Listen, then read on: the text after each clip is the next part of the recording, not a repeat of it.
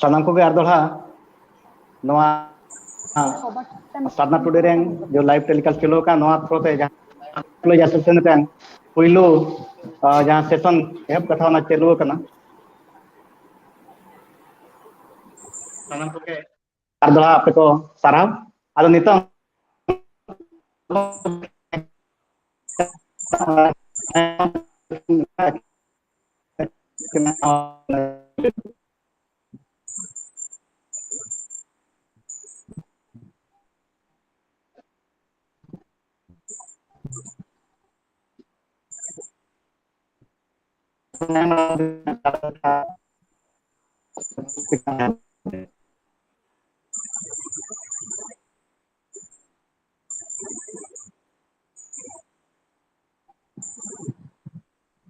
नाम को गए यहाँ लास्ट है जोहार awareness webinar program being organized Central Employees Association with Odisha branch organized in association with Sadhana today. We have few esteemed speakers with us today who will be talking on a few selected topics. We couldn't cover much topics, but this would be enough for today. Let's start this awareness webinar program. Taking our program in Puilu esteemed speaker Kanakin Madan Mohan Majhi Tikin. उनकी ना introduction ये नहीं होगा उनकी तो किन हुई कना मिस्टर मदन मोहन माझी अतु दो तिरिल्डी डिस्ट्रिक्ट बालेश्वर मयूरभंज ओडिशा का he joined RBI Reserve Bank of India in 1985 as direct recruit officer after post graduation from JNU New Delhi. He retired in 2020 as Chief General Manager Reserve Bank of India. And now he is happily staying in Bhubaneswar. He is at present the Chief Advisor to All India Central Bank Employees Welfare Society, having jurisdiction in Bihar, Bengal, Orissa and Jharkhand and also Chhattisgarh. This is really proud moment that we have Mr. Madan Mohan Majhi with us. Madan Mohan Majhi Tikin, really Johar and welcome to this awareness webinar.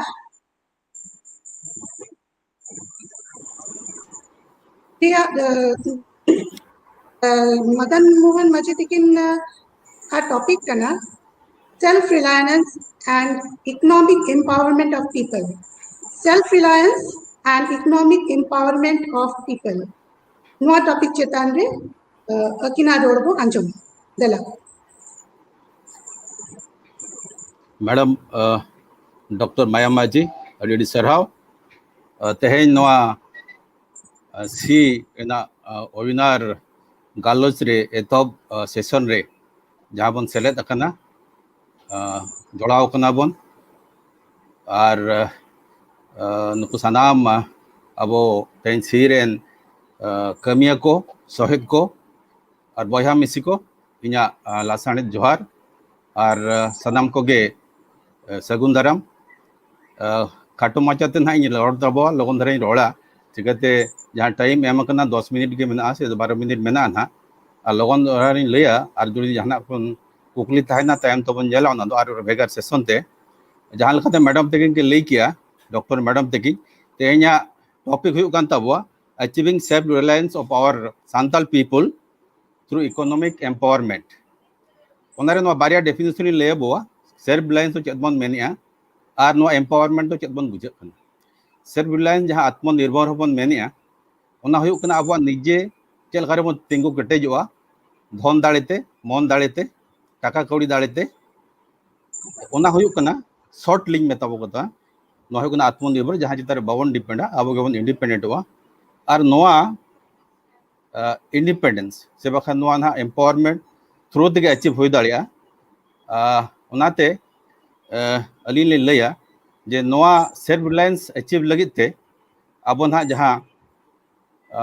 असुलो कमी होरा चे लका बन उदो लेखान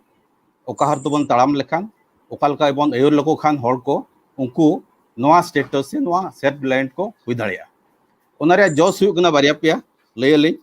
तमाने अब घारों जहाँ मेना अब सानतार घारों अतु रे जहाँ मेना तब बखा अब सोसाइटी रे उनकुआ फैमिली इनकम घारों इनकम चलकर बन बढ़ाव चोयाबन साथे बढ़ाव लेनखान अब इकोनॉमिक से बाखान सोशल स्टेटस तो बढ़ा साथे अब फाइनेंशियल सिक्योरिटी हजुआ फाइनेंशियल इंडिपेंडेंस बन नामा और अब अल्टीमेटली चेक हुई लिविंग स्टैंडर्ड तब जहाँ कटी इम्प्रूव हुआ अल्टीमेट जहाँ ऑब्जेक्टिव हुई तब अब जो रेंगे देता मेना से पॉवर्टी एलिवेशन हुई दाड़ा और बखान रुआ बेमार आजार खन अब चलकारे कटी बेस्ट बन तहना नपाय बन तहना अब साहा बन तहना निया हुई जस अब चलकारे बन एचिवा तीन गान बारे रकम इंटरवेंशन दरकार एतहब लैया जे मिट्टी चाषबास जहाँ अब ट्रेडिशनल भोकेशन तब चेतान अली तायम जहाँ अर्जुन सॉरी अब अजय गमके लैना ढेर दो बाली लैया खाली इन लैया जे अब सेदाय कृषि जहाँ तहन तब जे बखान एग्रीकल्चर जहाँ तहन तब सबसिस्टेंस एग्रीकल्चर बन पांजाए जे अब सुबन जम बांचा बखरा कमर्शियल लाइन तेज बाबन उहर लेते से बखान ट्रेडिशनल मेथड ते बन चाषबास हचोले बन से बखान नुकु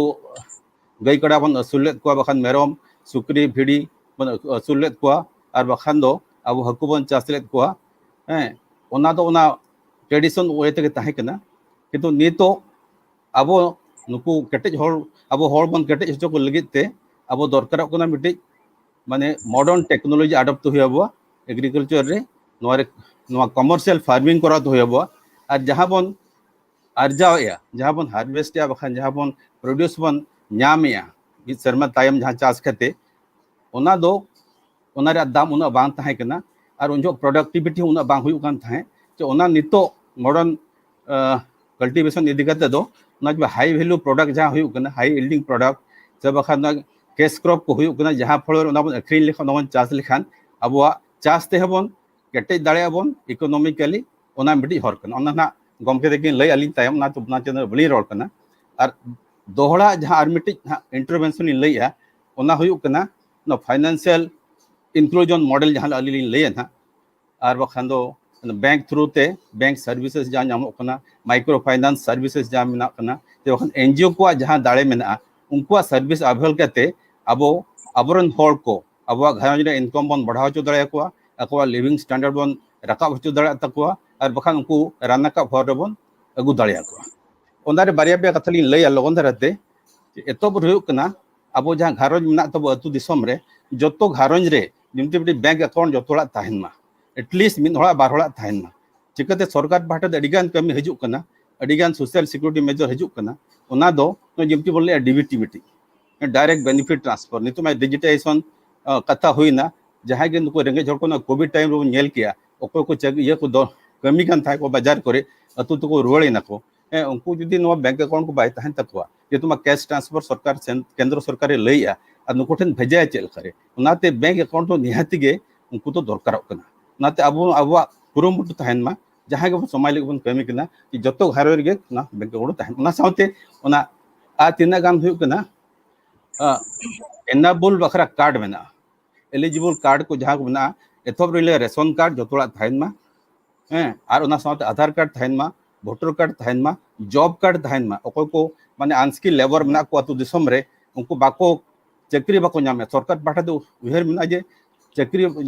बाको नाम खान कमी बाको नाम खान दो उनको 100 दिन रेना टाका को एमा को मजूरी को एमा को ओनाते तहन दरकार कना और बखा ओना साथे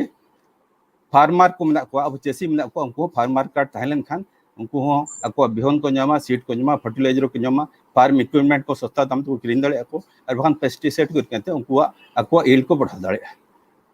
ओना साथे और तीना गान हुकना रेमिटेंस फैसिलिटी तहन कना ओना कैश ट्रांसफर बखरा ओना को नेलमा और अब इंश्योरेंस फैसिलिटी नामो कना गवर्नमेंट भारते बारे पे इंश्योरेंस मेना ओना इंश्योरेंस इदी मा उनको हर को दिखान दो उनको अडिगान को केटेजवा और टाका को जहाँ फार्मर को आजम का बेसिक इनकम स्कीम जहाँ उनका 6000 टाका कते सेरमा रे को एमात को केंद्र सरकार पाहटाते बारिया इंस्टॉलमेंट ते अबिन अकाउंट को तहन खान बिन नामा और बांग तहन खान बाय नामोगा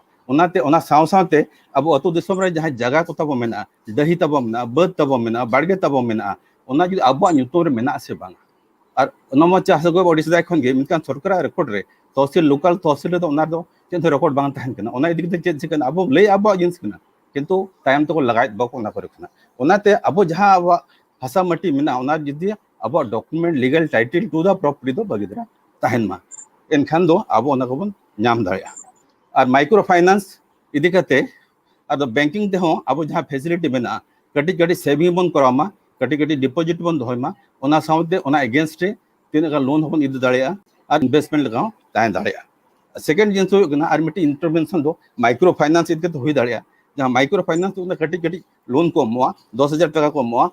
और ये को मोआ 1 लाख टका 50,000 टका को मोआ ओना बखरा तो मिटी एसएसजी कुड़ी हपना हो पान कोड़ा हपना मिटी एसएसजी मिटी सेल्फ हेल्प ग्रुप बना हुआ उनको चलका रे ओना वीकली मीटिंग को करा मंथली मीटिंग को करा और खाता को मेंटेन तकवा और उनको ako je discipline ko maintain unku hor micro finance hor ketre nuku ko golowa ko ar ona hor tu idi kote unku loan ko magwa je gadi gadi व्यवसाय को रिटेल ट्रेड को कराव दाड़िया बखान जहां को अखरी किरिंग बिक्री कराव दाड़िया एनका उनको इनकम लेवल हो बढ़ा दाड़िया थर्ड थिंग हुयो गना ओकाल आर्टिक इंटरवेंशन हुयो कंता बो जे आबो नो स्किल डेवलपमेंट अब जोथोर मेना बो अब जदी एम्प्लॉयबिलिटी बांग कना बोन अब प्रोडक्टिविटी बनोनी अब जदी बाहर जहां रे बाबन कमी दाड़िया एनका अब तो कोन बाको दिबो अब दरमाहा कम गया अभी ओड़ा जहां मिस्त्री को मेना को मेसन को जहां मेताव कना उनको दाम तो भेगार गया और उन डेली लेबर जहां को चला कना उनको तो खाली उनको खन कम गेत को ओनाते ना स्किल डेवलपमेंट तो अब होड़ा जहां स्किल बनो अनि उनको चल को रीस्किल को अबन रीस्किल को अबन अप स्किल को अबन ओना बन कुरुमुटोयमा ओना अडिगान लगती कना और ओना दो ओना साउती वोकेशनल ट्रेनिंग दरकार को अब कुड़ी हपन को जहां मेना को अब अतु दिसम रे उनको को अडिगान आदा ऑल पढ़ाव करते बाको चाकरी का उनको जुदी किछि कमी करसना को एनकान घरंज रे इनकम कड़ी बढ़ा दाड़िया एनकान ऑटोमेटिकली अब इनकम लेवल हो कड़ी चेतन ते रकाब तबो एनकान अतुर जुदी आगो घरंज रे इनकम बढ़ा एनकान गिदर पिदरा बन नेल दाड़िया को बेस स्कूल बन पढ़ाव चो दाड़िया को बखान उनको जम न्यू हरो बांधे बन करा हचो दाड़िया से गाड़ी मोटर बन दे चो दाड़िया ओना जुदी बेस्टी बन नेला एनकान ओना हो दाड़िया और एटा हर को दो जहां बखान नुको फार्मर को मना को चेसी को मना उनको बखरा हो फार्मर्स क्लब फार्मर्स कार्ड कथोली ले गया फार्मर्स क्लब बन बनामा और बखरा अनएम्प्लॉयड यूथ को जहां मना को तो जेएलजी लेखा मिटी संस्था ये मना स्कीम मेना जे ओना दो जॉइंट लायबिलिटी ग्रुप्स नो एसएसजी बखा नुको फार्मर क्लब बखा जेएलजी कथा जहां लेया उनको दो नॉन कोलेटरल लोन को दिदरा जहां में बिना सिक्योरिटी ते आको के सिक्योरिटी सीरीट को तिंगुना और आको लोन को नाम दाड़िया तो नुकु जुदी आबो तो मिटी अडिगान सेदाय दो मंदलेंड तो कटा अपन इदी था अडिगान इंटरेस्ट बने था मेनखान नवा दो कम धरा इंटरेस्ट नामवा अब जुदी बिजनेस रे बन लगावा फैमिली रे बन लगावा इनखान दो आबो इनकम तबो बढ़ा नवा साथे अब मिटी क्रेडिट काउंसलिंग हुई दरकार कना उनको लई दरकार कना फाइनेंशियल लिटरेसी थ्रू ते चेत ओका खन लोन को अगुया चे लका को हलाया चे लका को सेविंगा ओना बन लई दाड़े खन गानो गिद्रे को जहां मेना को तबो उनको क्रेडिट काउंसलिंग ये करियर काउंसलिंग को अबन ओकार को पढ़ा पढ़ा करते ओका लाइन तो को चला चेत को जिके अंतर मा न्यू एजुकेशन पॉलिसी ना को अगुया को वोकेशनल ट्रेनिंग दो लतार खन ना को लतार चंदा खन को हबना तो ओको ना बाय कंप्लीट ग्रेजुएशन को ना मारा रे उनी ऑप्शन ताहेना ओना लाइन ते चलाव करते उनी ओना वोकेशनल ट्रेनिंग को इदी दाड़िया ओनाते ओना आर मिटी भागे जिनिस कना आर नवा अवेयरनेस चल कर क्रिएट एंड तो डिजिटाइजेशन जुग कना और अब मार्केट इन्फॉर्मेशन चल कर नाम अपडेट चल कर ताहेना और अब तीना बन अपडेट हुआ अब जुदी मिटी अतुरे जेल मिटी लाइब्रेरी बन खोलो दाड़िया बखान पेपर बन पढ़ाव दाड़िया से बखान ओडे मिटी वाईफाई हाई स्पीड नेटवर्क बन लो दाड़िया इंटरनेट फैसिलिटी कंप्यूटर लैपटॉप एनका ओना को थ्रू ते हो अब अडिगान इन्फॉर्मेशन नाम दाड़िया चाकरी को अथवा बन बाडा दाड़िया ओनाते नोआ को पांजा लखा अडी नपाय साउते अब अतु जहां बन तोलका ओना अतुरे चलका भागी धराते अब मिटी ग्रीन वैली लका बन बनावा दारे को बन रोया अडिगान भागी भागी दारे को मेना जो दारे को मेना हॉर्टिकल्चर को मेना ओना को जुदी बन हारा बुरु होचोया एनखान टिक दारे को मेना सगुन दारे मेना और बखान दो नोआ एटा साजम दारे को मेना मातम दारे को मेना ओना को जुदी बन रोया ओना को अखरिन बड़ा करते हो भविष्य रे अब असूल दाड़िया मोटामुटी ना गिनी लया तायम ते अलिलिंग मेना जतो हर नोआ नोंकाना मिटी नेटवर्क के ताहन ताओ पे जो नेटवर्क इफेक्ट जहां बन मेनिया नोरे बेनिफिट जहां हुआ अब भितर नॉलेज एक्सचेंज होना विजडम बन नाम एक्सपीरियंस बन शेयर नो अड़ी मारांग जिनिस का अजी पॉजिटिव इम्पैक्ट एमा अब चितान रे और नोआ जुदी बन नोआ रे बेनिफिट बन इदाड़िया एनखान दो अड़ीगान नापा हुआ मुचाद रे लैया नोआ यूट्यूब चैनल जहाँ तो मेना नुकिन विक्रम मुर्मू तकिना सारना यूट्यूब चैनल नेलता पे सब्सक्राइब दा पे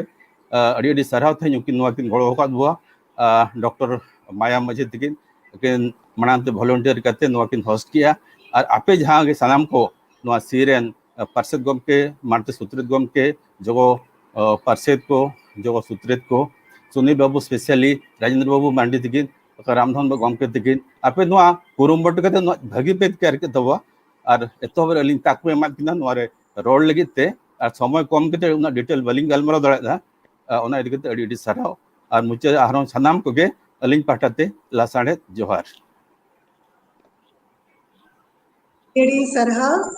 Mr. Mohan Machi, tan important है बड़ा है जो हम कथा की ले सदर किया जहाँ लेका फार्मर्स कार्ड, इंश्योरेंस कार्ड्स और different schemes from central government, schemes for especially ladies and student girls, तापे schemes for unemployed people. तो नौ को जितने बकरा एजुकेशन तो नीति दरकार बैंक अकाउंट रे डिटेल्स बुझा बकरा स्कीम प्रोसीजर्स को बुझा बकरा ओना साथे आरो की लेके ना सामान्य मिटी कथा जहां जेते हर को नेग्लेक्ट आबो जे अब बैंक अकाउंट तो तहन गया इका ओना रे मिनिमम डिपॉजिट पाए तहन जहां खती तानम ते लोग की बकरा को सुविधा ए नुआ कथा जेते जो इंपोर्टेंट नो वेरी इंपोर्टेंट गया मिनिमम बैंक अकाउंट तहन दरकार आ दोढ़ा अडी अडी सारहा नीताबन second speaker our second esteemed speaker kanakin Ajay Kumar Marandi tiki indo atu to yu kana Bangli Kusi block Bodgaon Odisha kon kanakin as assistant executive engineer in agriculture department Koranjia and he is working under state government. Speak on the topic economic empowerment by agriculture mechanization. Johar and welcome Mr. Ajay Kumar Marandi.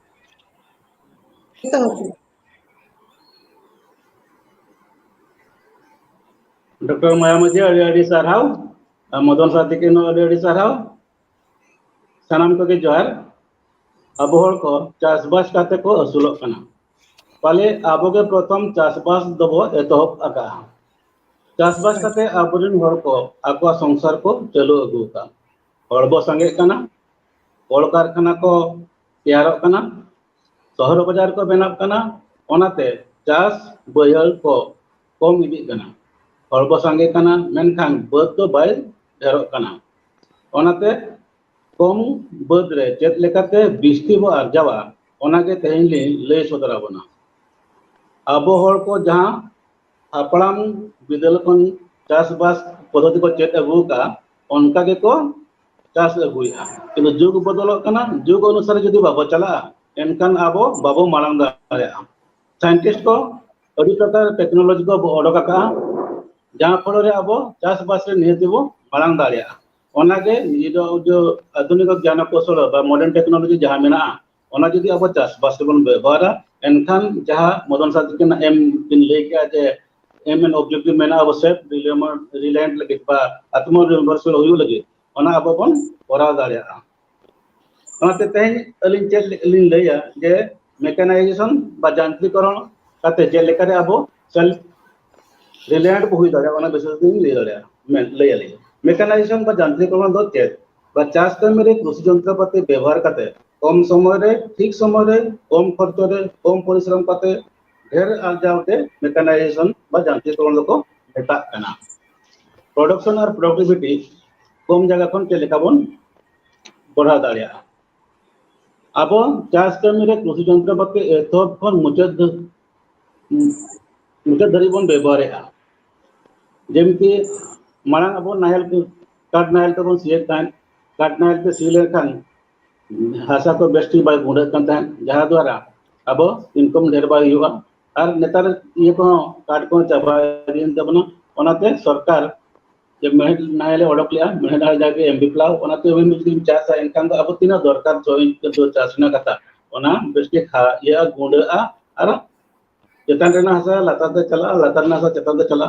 चेतन खन लातार चला द्वारा और जो ढालू है ना ओनाते चला लेनकान उनके गसा गसा ते हसा पूरा गुंडा और तीना अब जो छोई दरकार कने इना दरकार और जहां के जो बिल्ली को दता ओना जो चेतन खन लातार हुयु द्वारा लातार जहां जे तिजु करे ना बा रोग पको को जहां को ताहेना ओना ना बिल्ली को चेतन ते रकब लेनकान सितुंग रे ये कते ओना को सितुंग लेनकान सितुंग ते ओना को जतो नष्टोआ और चेतन रे जहां घास को ताहेना ओना को लातार ते चला लेनकान दो ओना को खरो खतो सारो लेकाते कमी है ओना चेतन रे ओनाते जमी प्रस्तुत लगे अड़ी प्रकार यंत्रपाति मेना ओना मेन हुयु कना अब ट्रैक्टर बा पावर टिलर को मेना पावर टिलर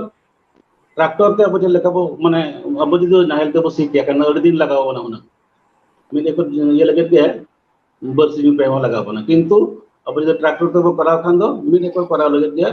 अब 2 घंटा भीतर बन करा दले उनका पावर टिलर मेना पावर टिलर उनका ओना कोन कटी अधिक समय लगा किंतु पावर टिलर ते चास लेकिन अड़ी बेस्ट चास हुआ पावर टिलर और ट्रैक्टर जो ये कना ओना जो व्यवहार कना ओना जो तो अड़ी गान कमी रे लगाव दाले आबेन जेमती जमी प्रस्तुत बन व्यवहार किया और ओना सला ते बन जदी दाल मशीन को बिन लगावा किंबा रोटावेटर बिन लगावा रोटावेटर कना जे लसोद लगी बांखान दो अबिन ये हासा गुंड लगे जदी बिन रोटावेटर ते ट्रैक्टर पछले और पावर पछले लगावा ओना लगा कते जदी अबिन पनी परिया बिन चासा एनखान दो अडिगान हुयुआ लगे नबा गुंड अडनिस्ट गुंड ओनाते दो ओना सला ते रोटावेटर ते लसोद कते जदी हुड़ू बिन रोया एनखान जहां जे अबिन बिन नाम ताहेन ओना कोन मिनिमम 40% दरी अबिन एक्स्ट्रा बिन नाम दाड़िया उनका के पावर टिलर रे दा मशीन बिन लगा दाड़िया स्प्रेयर मशीन बिन लगा दाड़िया ट्रैक्टर बनता बिन लगा दाड़िया हुड़ू दाल मशीन लगावा हुड़ू एरो मशीन लगावा जतो ऊपर लगा कते ओना बिन व्यवहार एनखान दो बिन जेतिया कमी अबिन ठीक समय रे बिन करा दाड़िया और कम समय रे मते बिन करा दाड़िया कष्ट कम बिन करा दाड़िया चास कमी रेना जतखन कष्ट कमी हुयु कना हुड़ू रोहय दिन सारा अंगुट काते हुड़ू रोहय हुयुआ और नोआ कमी दो आबोरिन आयो और मई को कराया एनकान नोआ हुड़ू रोहय जहां कष्ट कमी ओना खन आबोरिन आयो को और मिसरा को ये लेकर बन बांचाव को ओना कते हुड़ू रोहय मशीन मेना जहां कि हुड़ू रोहय मशीन ते यदि आप बन रोहया एना धाड़ी को धाड़ी रोहयवा धाड़ी को धाड़ी रोहयो और ये गच्छ को गच्छ बा दारे कोन दारे हो समान स्पेस ताहेना जा फल रे होय और सितुंग को ठीक बजाते ठीक भाबरे हुड़ू को दारे को हुई दारे हुड़ू दारे यदि हुष्टपुष्ट हुईना एनकान इनकम माने तार ये हो ढेरे एमा बना गले बिली हो ढेर गले बिली और जहां के मन जहां बाबू नामे थान ट्रेडिशनली ओना खन ढेर अब ओने खन बो नाम दाड़िया नियति 20 खन 40% धरि अधिका अब इनकम दाड़िया और नोरे सुविधा चेक कना अब जदि हुड़ू बो रोहया ओने को बाको मेना चासो तरत्र बणिजे मटो ठीक समय अब कमी दरकार पागो मास ठीक बय थान कर तारा जुग रे एनखान दो यदि हुड़ू बतीते बबाय कान तो मिटे को रोहय के 12-13 घंटा लगा 12-13 हड़बो लगा कना मिड दिन किंतु यदि हुड़ू रोहय मशीन तो रोहया 4 दाड़ी किंबा 8 दाड़ी रे 2 घंटा रे मिड एक जगह रे रोहय बका कना एनखान अडी हुड़ा अडी गन जगह पर रोहय दला कना ठीक समय रे और एटा हड़ को अब चावलन एटा हड़ को बन गोड़ो दाड़िया को कना उनका के हुड़ू एर इत रोहय और लगी मशीन को मेना जहां को मेता कना मल्टीपर्पज सीड कम फर्टिलाइजर नो कते तो हुड़ू माने इत को बिन रोहय दाड़िया ओना सलाते सारो को बिन एम दाड़िया जा फल रे बिन जा ओने के कना मान खतो सारो मा कम खर्च होना जे जुदी एर कते बिन एर लेकान हुड़ू बिन लेकान अधिका एकर को माने 25 किलो 30 किलो को एरिया किंतु नोते बिन ये कान तो अबिन 15 किलो भीतर ते बिन हुड़ू तो हुई तबिन और सारो हो जागे बेया लेकान तो अडिगान सारो खर्च गडी कान तान किंतु नोआ मशीन ते बिन ये कान तो अडिगान कम खर्च नोंडे खर्च बिन कम या खर्च कम लेन कान और समय को ये कम समय बिन करा दाड़ा अधिका जगह बिन करा दाड़ा निजो बिन कराया ओना से एटा को बिन करा दाड़ा एनखान तो खर्च कम एनखान तो और जदी इनकम देना एनखान अब प्रॉफिट बा ढेरोगा ढेर टोकन लेकिन अब निजे निजेरा जहाँ के माने आवश्यकता मेना ओना को पूरण दाया ओना सलाते आरो मेना जे हेड़हेड चासबास रे जतवा जे दरकार कना हेड़हेड को कोडान को एमान को कम लगी तो मशीन मेना जहाँ को मता कना power weeder SRI weeder wheel finger weeder cono weeder मंडो वीडर एमान किंतु नोआ को जा मशीन ये दरकार मशीन को व्यवहारया नोआ रिना दो दर के दर रोय दरकार किंतु उनका एर रे दो एर कान खान दो नोआ ते दो बाबन हेड़ दाया ओनाते अब रोय हती दे बरोय के किंबा मशीन ते बरोय किंतु दर के दरबो रोय मा एनखान दो जो नोआ मशीन को मिना नोआ ते अब बो हेड़ दाया ठीक समय रे और बांखान जदि नोआ नेतार मा कमी को ढेर बाको फल बाको नामो कना एनखान दो ठीक समय कमी बाबो कमी दाया और जदि मशीन को तान खान दो निजे ते बन करा दाया बखान मिल हर बार जदि मूल्य बन नाम केना एनखान अब कमी अब ठीक समय बन करा दाया उनका के चासा का बन माने अडिगान रोग बेमार मेना तिजु को परचाबा उनको को दाराम को लगे उनको बधान दान में अडी लोगन मिद निदे भीतर को बड़ा उनको जदि अब ठीक भाव दाराम को एनखान अब जहाँ बच्चा सका ना ठीक भाव बाबो अमल दाया ओनाते ओना को उनको तिजु को दाराम को लगे बा उनको को लगा को लगे ते अब पावर स्प्रेयर बा ये स्प्रेयर को मेना ओना अबन व्यवहार करते ओना रे इंसेक्टिसाइड पेस्टिसाइड बा ये लेखान दो यूज लेखान दो उनको दाराम दाया तो अब अब फसल बो रक्षा दाया एनखान ओना फसल रक्षा लेखान अब इनकम हुआ और ओना पेट्रिंग करते अब सेल्फ सफिशिएंटली लैंड को हुई दाया जहां तो चास लिया ओना को ईर लगी जहां अब दातरों तो इरु कान गया को नेतार अड़ी हड़ बाबू बगी का ट्रेडिशनल मेथड जहां द्वारा अड़ी दिन समय लगा कना किंतु नेतार उन्नत चलेकारे ठीक समय करा दाड़ा नेतार हुड़ू इरु को प्राय जतो वर्ष के दागे आए हले एनखान ठीक समय जदि बाबू इरा एनखान जहां हुई ठीक हुड़ू को ओना को नष्ट कान ताबना जदि ओना हुड़ू इरु मशीन मेना हुड़ू इरु मशीन ते अब जदि बो इरा ओना अब ओना माने 2 घंटा रे पकापेक 1 एकड़ 1 एकड़ जगह रे बन इर दाड़िया और ओना चलेका अब इर काते बो दोहो इदी ताहे मिटन धड़ ओना हुड़ू इरु मशीन तो उनका के दोहो इदिया और ओना रोहड़ लगी सुविधा रोहड़ काते तो संताव दाड़िया और जहां हुड़ू लगी मत और नेतार मरंग मरंग मशीन उडक कना जहां को मता कना कंबाइन हार्वेस्टर ओना को जो जहां के तब मरंग मरंग बद को बना बरा उते उनका ये तो बनु ना आड़े को बनु ना मरंग मरंग आड़े कटी कटी दरे को ना समान समतल जगह के जहां करे मेना ओना करे अब कंबाइन हार्वेस्टर को व्यवहार कंबाइन हार्वेस्टर व्यवहार लेखान दो ओने चेक ओना ईर किया दाल किया और साफा करते बस्ता रे संभावता राख बिना एनखान दो बद रे जतो कमी चावाइन तो बिना अबिन जहां के मेना ओना माने 1 घंटा रे 1 एकड़ रे ईराय दालाय और साफा करते बिना बस्ता रे संभावता एनखान दो अड़ी माने जहां जो नष्ट को तबना हुनन ओना हो ओने कोने रखा करे बना ओना सलाते और ओना कना जहां जे बाबू हुन एटा जदी इर तो इल काडी गान ओना मान नष्ट को तबना नोआ ओनाते नोआ को मशीन को व्यवहार लेखान दो निहति अब बो निजरा जहां बन माने बन इन हुई ठीक कना बिली हुई ठीक कना ओना बन बंचा दड़या और ढेर इनकम तबन जहां बन हुई ना कतो ओना कोन ढेर हुई हुड़ू उनका के हुड़ू नो लगे को मशीन मेना जहां के अब pedal thresher power thresher axle processor को मता कना पेडल थ्रेसर दो डांगा के लेवे काते सिलिंग मशीन लेके को ये लेवे जाको और सामार हुड़ू दो लेखान ओना ता ये दालगोआ और नो दा और नो पावर थ्रेसर तो इलेक्ट्रिक ते चला कना बार रोल के हुड़ू किन देखो सामांग रे हुड़ू दाल के सामांग न्यूरो सामांग रे ओने को इनका तार हो है साफा दाड़िया नो ना को मशीन दा अब होय दो यार चलु कना रिप्लेसमेंट हुई कना लोग तो प्राय इलेक्ट्रिशियन हो जतो को व्यवहार ओना सलाते जो और मेना जे एक्सेल प्रोसेसर दो ट्रैक्टर और पावर टिलर तो चलुआ ओना रे बिंडे काते हुड़ू को संभाव दिया माने बिंडे सला हुड़ू संभाव ये रे मशीन रे और ओना मशीन रे ओने दाल काते साफा काते ओडो को मशीन एबन दोहो दिया मतलब ट्रैक्टर और पावर टिलर रे चला कना ओना पर अब जहां बो दाले खान दिन लगावन कान था माने पूरा सेदा दो पूरा को दोगा कान हुड़ू सक्रात बास्के धरी को दाले कान किंतु नोआ को तान कान नोआ मशीन को ताहन द्वारा अब ठीक समय रे बन करा दाड़ा कना और माना रे कमी को चाबा कते हुड़ू को बन बाय दाड़ा कना और 3 दिन बाहर हुड़ू ताहेना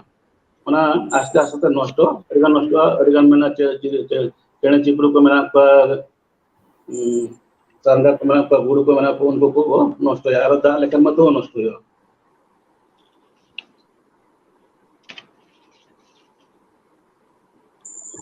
नवा को जहां के मशीन अब मेना नवा मशीन को किरिन लगी सरकार अब अडिगान सहद एमाबन कना प्राय 50% कोन 75 भाग लगी सहद नामक कना ओनाते यदि जहां को बन किरिन दाड़िया कना एनखान बो किरिना मेसा कते बो यदि बाबो दाड़िया कना एनखान दो मेसा कते बो किरिना आर बाबो दाड़िया कना दो मदर सार्टिफिकेट के मान के लेका लोन को इदि कते हबन किरि कते बन व्यवहार मा एनखान अब निहति अब कम समय रे कम खर्च रे और परिश्रम कम कते कष्ट कम कते हो अधिका बन अमल दाड़िया कम जगह पर और ओना छेड़ा करते अब जो चाष कमी लगे अड़ी प्रकार दाग में निहत दरकार करना दाग नेतार ठीक समय रे बाय दागिया पानी पाक हो ठीक समय रे बाय तान करना ओना ओना को अब दाग ना सुविधा लगी सरकार बोरवेल को ये एमा को करना सब्सिडी रे बोरवेल सेलेक्टिवेल और ओना करे कोन बोरवेल जदी तहेना अबिन दाग जदी बाय दाले मने को हुड़ू बिली कना ए माने गेले कना पट्टे ठीक कना किंतु बिली लगी और अल्प समय में ना हुड़ा सोटे कना एनखान अबिन नोडे बोरवेल कोन बा सेलेक्टिवेल कोन बा पुक्ति कोन किंबा कुन कोन बिन दा एम कते बिना फसल बिन रक्षा दाड़िया नवा को करा लगे बोरवेल लगे 50 भाग बा सर्वाधिक 50,000 धरी सब्सिडी एम कना जदी बिना निजर इलेक्ट्रिसिटी सुविधा देना यदि इलेक्ट्रिसिटी सुविधा बनु ना एनखान दो बिन इलेक्ट्रिक व्यवस्था लगे किंबा सोलर पंप बसा लगे और 50,000 टाका बिन सब्सिडी एम दाड़िया बिन सरकार एनखान दो माने पाखापाखि लाख टाका बिन नाम दाड़िया और ओना सलाते जदि सेलेक्टिवेल बिन करा सेलेक्टिवेल कान दो 50 भाग बस सर्वाधिक 20,000 टाका सब्सिडी बिन नाम दाड़िया ओना दो अब जहां करे माने कम गाडा धारे करे दरिया धारे सुर धारा करे उनकाना जगह करे सेलेक्टिवेल हो दाड़िया ओना करे ना अब सुविधा बिन दाड़िया ओना सलाते और फार्म पॉइंट बा डॉगवेल करा लगे सरकार एमजीएनएस स्कीम रे कराबन कना अब आदिवासी हड़ को उना रेना सुविधा बन इदिया और जदि मेटा पुखरी तहेन तमना किंबा मेटा जदि कुन तहेन तमना एडे कन ओले अब चाषबास काते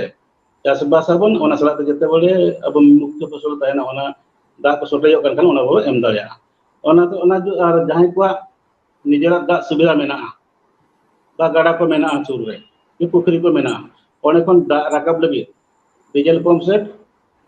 और बांकान सोलर पंप रे हो सरकार सब्सिडी रे में जदि डीजल पंप सेट को दिया एनखान 50 भाग बा सर्वाधिक बा मैक्सिमम अब 15,000 धरी सब्सिडी को नाम दाड़िया और जदि हम सोलर पंप लगावा एनखान सरकार ना 60,000 टाका पड़ा कना किंतु अबरिन हड़ ओना 54 माने सरकार एम कना 54,000 टाका बाकी अब 6,000 एम लेखान गे ओना रना अब फायदा बुझ दाड़िया ओना उना बेस पंप कना अबिन जहां रे सोलर पंप से ये भी पैनल जे कते बिन चलाए ना और मोटर 1.5 एचपी ना कना साइकिल रो लागे कते बखान डिपिल कते किंबा गो कते बिन दाड़िया एनखान दो बिन जहां तीन दरकार ना तीन बिन ओडे बिन चालू के और कबिन नोड़ा बिन दरकार ओनाते नोआ करना सुविधा दि दरकार का नोआ को ये लेखन अब जहां को कम दरा चाष को मेना तबना उनको को नोआ को व्यवहार करते अब नियति पनी परिया को बन चासा नेलाबन और अब जहां के एग्रीकल्चर ऑफिसर को मेना को उनको सला कथा कते जे चेक को चाष लेखन कम समय रे चेक को चाष लेखन अधिका मोर को करा दाड़ा किंतु अब जो यूटिलाइजेशन जहां के हासा मेना तबना बा जगह मेना तबना ओना जिंती यूटिलाइजेशन माने मैक्सिमम यूटिलाइज दाड़ा अब जे बुझते अब मिदा 50 का कना और 6 माह वो दुड़ुब को कना तो उनका लेखन तो बाय गानो ना चाष तो अब पूरा मिनिमम 3 थर में चाष दरकार कना मिनिमम 2 थर मैक्सिमम 3 थर 4 थर हो करा दाड़ा और ओना के उनका के और क्लस्टर बोरवेल मेना ओना दो कुल हड़ मेटन जगह को करा दाड़ा तीना गान हड़ मेसा काते और ओना ना हाईकोर्ट एरिया कना 20 एकड़ ओना जदी ओना के सरकार 90 भाग सब्सिडी और बाकी 10 भाग विजर बन करा दाड़ा ओनाते नोना परिगम सुविधा मेना ना को जदी जदी 5-4 अब भाई को मेसा काते बगन तो को मेसा काते बन करावा एनखान अब ओना वर्ष सारा बच्चा दाड़ा ता दिन हुड़ जहां चाष किया बन उन जोका जहां के तबन जदि बाय दा ले लास्ट मोमेंट रे बकन तीन जो बाय दा गया हेड जो बाय दा गया किंबा हुड़ू रो जो बाय दा गया किंबा अन्य समय रे बाय दा गया तीन दो दरकार को उनका बाय दा गया एनखान दो उनका उन व्यवहार करते अंदा बा चाष बो बांचाव दाड़िया और ओना साथे आरो मेना नोमा चाष हुड़ू चेतन रे ले किया उनका जहां कोड़ पाकोड़ को कर होयता अपन जो हॉर्टिकल्चर प्लांटेशन को जहां को कराव का ओना करे अब दामा नियत दरकार कना अब जा अब kan ये bom pulak kan tahan pun bahkan bo mana pagar dia kan tahan kan dak ho adi kan nosto kana tapre dare ho adi kan dak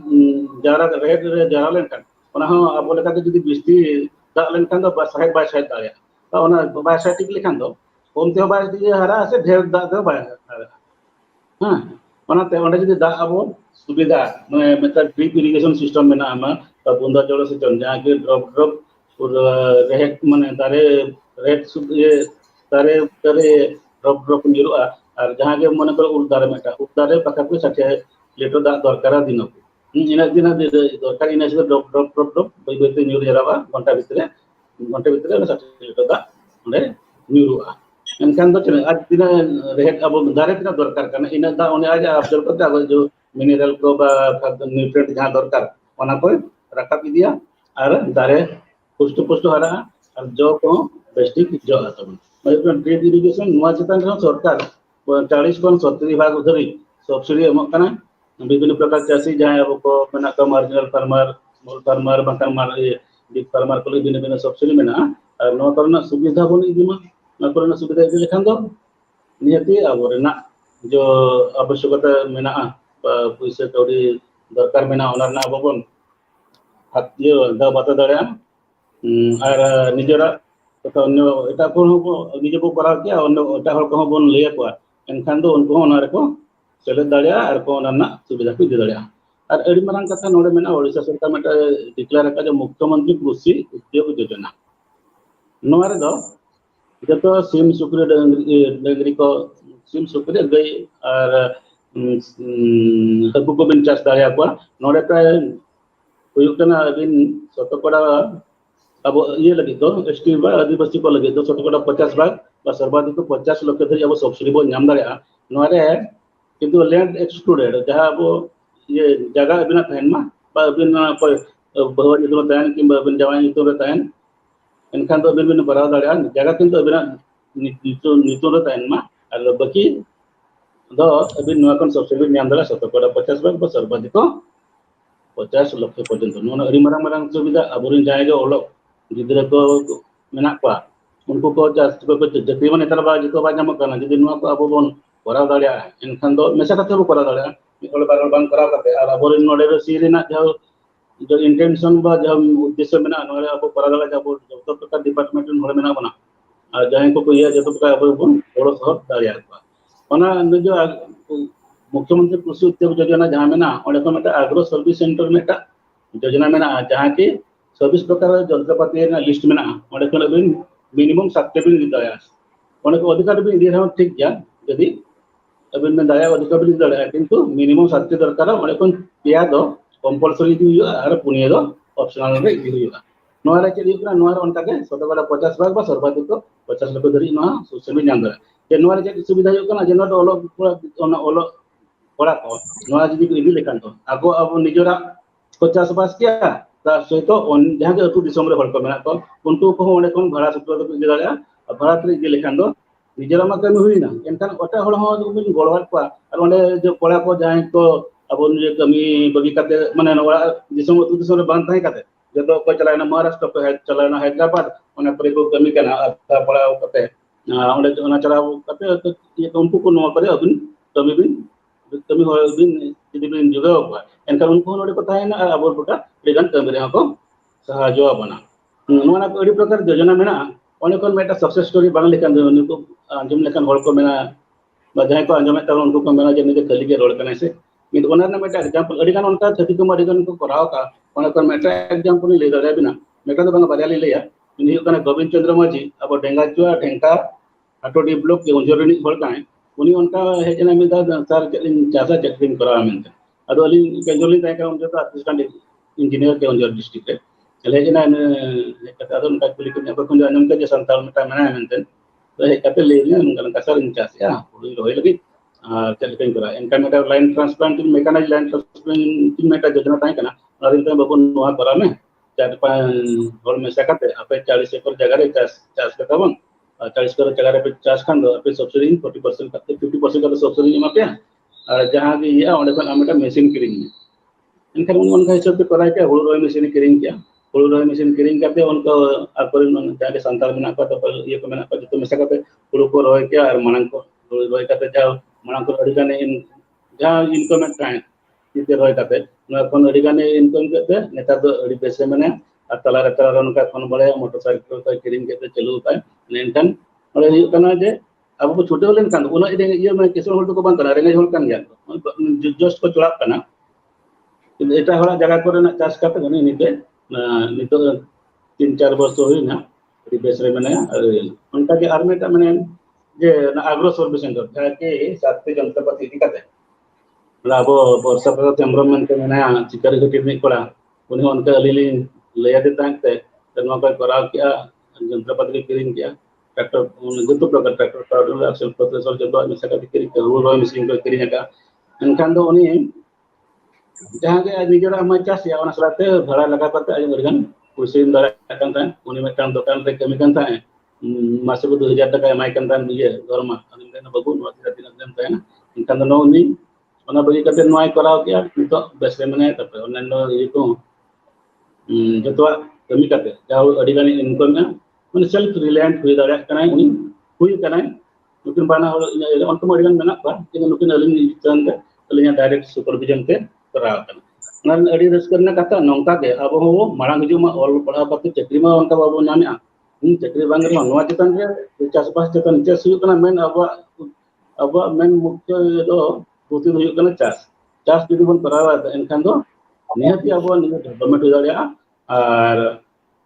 नेहर को जो तो बन चास अजय कुमार बारदी नासेरा खाटो या बाबन नासेरा लंबाई दी कना समय सबते नासे खाटो दिया बन नीना इना कथा नीना उना को बन कराम को बाबू बुझो दाड़ा कना बाबा जम जिल दाड़ा कना टाइम ते अब सला को कथा में गपल मारा में जतो बन गोलस बन अथवा और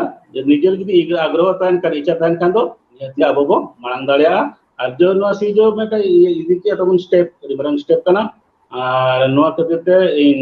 प्रथम जदी मेसेज जाम किया राजेंद्र को फोन किया बाबू चंद का प्रोग्राम में नाम टाइम दाग में कदवन तबना हां दाग ठीक किया प्रोग्राम में ना कते प्रेसिडेंट अब senior president vice president secretary और अड़ी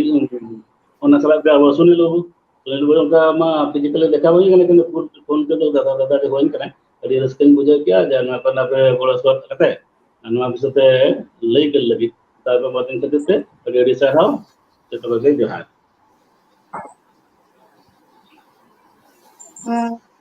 by a very interesting and very informative talk. चेत लेका मॉडर्न टेक्नोलॉजी ते वो कम समय रे कम खर्च रे कम दाड़े थे जस्ती को प्रोडक्शन दाड़े अड़ी नापर वेरी वेरी इंफॉर्मेटिव पकड़ा मिस्टर अजय कुमार पांडे अड्डी अड्डी तरह इन पाटा और ऑडियंस पाटा इका नो टॉपिक कवर अप पकड़ा 10 मिनट्स तो 17 के अड्डी अड्डी कम गया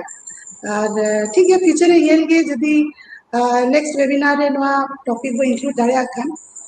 चिकाते नो अडी helpful and very informative topic है इट इज सरहा मिस्टर अजय नेक्स्ट स्पीकर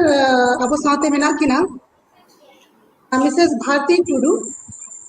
उनकी लुकिंग हुई कना अतु सांपुस्क बरिपदा one she is working in Balesar government in DI. She is working as senior teacher educator. As being a teaching line, she helps students in career counseling. And as for achievement, she was she had joined Air All India Radio, Baripada, as a casual announcer from 2006 to 17. Bharti Tulutikina presentation topic kana women harassment in workplace. जहाँ चे नितार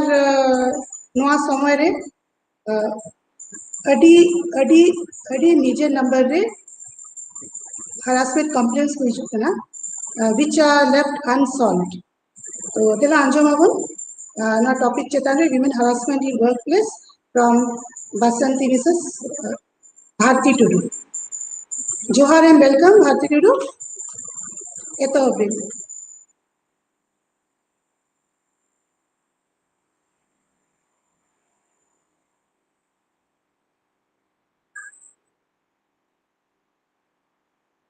audio problem में ना audio problem हुई कना विक्रम बाबू नसे ना योगबिन audio problem में ना हेलो मैम ये बी ऑन ले हाँ नित आंजम कना वॉल्यूम नसे पढ़ा योगबिन खाली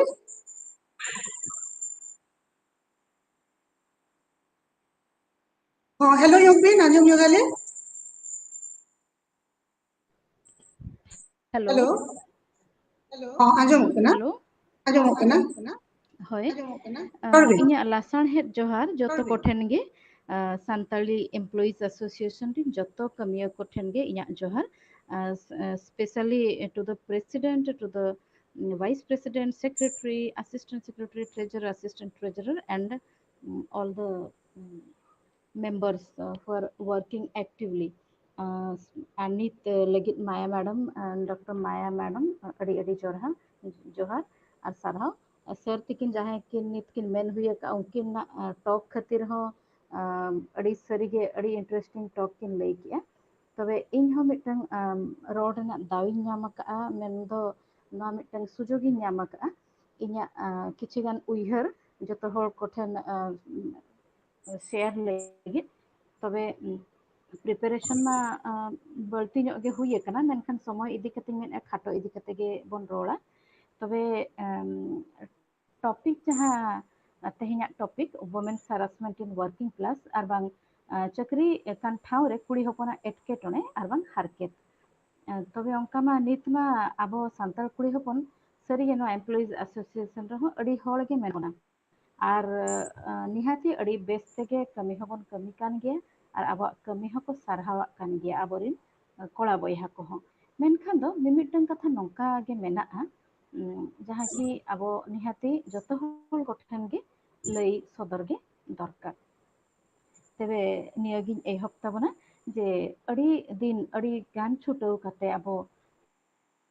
आयो बाबा गड़ो सपोहत ते ओड़ा होड़ा गड़ो सपोहत ते तीनंग जात्रा पता गाते कुड़ी एरेड़ कते अड़ी कष्ट तेबन ᱧᱟᱢᱟ मिटन चक्री मेनखान दो गाते कुड़ी को चेक को मेताबोना को जे चक्री ᱧᱟᱢ कते दो आले दो आलम हिड़िंग लेया मेनखान हिड़िंग मा बांग साना गया हिड़िंग को आबन चेदा चक्री खातिर दो बांगे पाले चक्री खातिर दो बाबन हिड़िंग को मेनखान चक्री रे किछि गोटांग नोंकान एटकेटोने हजुआ जहाँ झमेला रे कि अब उनंग बन फासाव इदिया आदो गाते कुड़िया माया हो मिमित धाव दो हिड़िंग गे हुयुआ तबे नौकान कहानी दुñ मेन पाले इन सुमुंगा दो बांगा अब जहां को गे नोडे मेना बोना नित मेना बोना और बनु बन रहो नो एसोसिएशन साला सेलेद मेना बोना और बांग रहो जहां को नौका रहो मेना बोना जॉब रे जहां ना जॉब के गवर्नमेंट हुयु प्राइवेट हुयु और बांग क्लास 1 पोस्ट हुयु और जहां पोस्ट के हुयु नौकाना कहानी दो प्राय मेन जतो होड़ा गे और अड़ीगान बर्निंग टॉपिक हो नियो भितरे अब ग्रुप रे होबन आलोचना हकत गया ओना इदी कते नोआ कुड़ी हपन इन हुई कुड़ी हपन काना कुड़ी हपन इदी कते नोआ जिनिस तो चेक लेका बुझा इन हो अड़ीगान एटकेटोना इदी कते नोआ टॉपिक इदी कते रोड तो मने भितर खन गे मिटंग हे एंतिया जे बांगा नोआ किछि गान कथा दो निहाती जतो हर के बन बाडाय गया बाडाय रेहो मिटंग कोलाम रे और बहो रे तारको दरकार जे हो नोआ इदी कते कुड़ी हपन सरी गे मने मने ते तो तिनंग गे को राग जम काना मेनखान लई गे बाको सदर दाड़ेया काना तबे इना खाटो उइहर ते जहां तिनंग गान गे नोआ इदी कते रोड लगी बन आंजम सजे का और नोआ ओका को पॉइंट इदी कते रोड लगी प्रथम दो ओना पॉइंट गिन लई जोगे ताबना पुइलो रे दिन मेना कुड़ी हपन नोआ कमी ठाव रे अड़ी जोर गे कमी इदी कते आर कोहड़ा कोड़ा हपन इदी कते दो बइन लैया चेदा से अडिगान कोड़ा बयहा हो चेतान रे इया अड़ी भरोसा आशा मेना गया अड़ी गुजुर उनको ठेन हो हेल्प ही ᱧᱟᱢ का नोआ इदी कते दो अकोय हो आलो बन टारगेट माजे बयहा को इदी कते रोल मटन नेगेटिव जिनिस हजु काना मेनते ओका दो बांगा मेनखान प्रैक्टिकल प्रॉब्लम मा हुयु कान गया ओना इदी कते रोड दो हुयु काना तबे पुइलो पॉइंट तो हुयु काना नेग्लिजेंस एंड इंसल्ट कुड़ी हपना कमी इदी कते अब